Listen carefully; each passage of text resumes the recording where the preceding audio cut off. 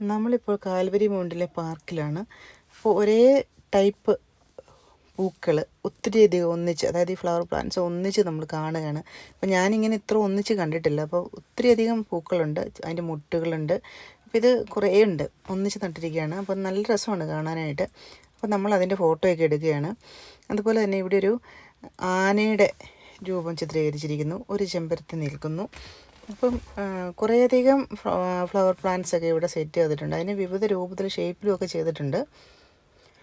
അപ്പം നമ്മളിപ്പം ഇതിൻ്റെ വ്യൂ പോയിൻറ്റിലാണ് നിൽക്കുന്നത്, കാൽവരി മൗണ്ടിലെ.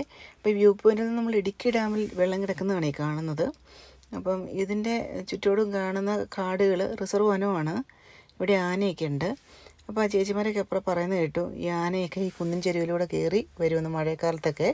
അപ്പോൾ ഇതൊരു ചുടലി എന്ന് പേരുള്ള ഒരു ചെറിയ ഒരു പ്ലാന്റാണ്. അപ്പോൾ ഇതിൻ്റെ പഴം ഒക്കെ ഉണ്ടാകും, കായൊക്കെ ഉണ്ടായത് പഴുക്കും. അപ്പോൾ അത് ഞങ്ങൾ സ്കൂളിലൊക്കെ പഠിക്കുന്ന കാലത്ത് പറിച്ച് കഴിച്ചിട്ടൊക്കെയുണ്ട്. ഇത് ചുറ്റിയതാണ്, ചൂല് കെട്ടാനായിട്ട് ഉപയോഗിക്കുന്ന ഒരു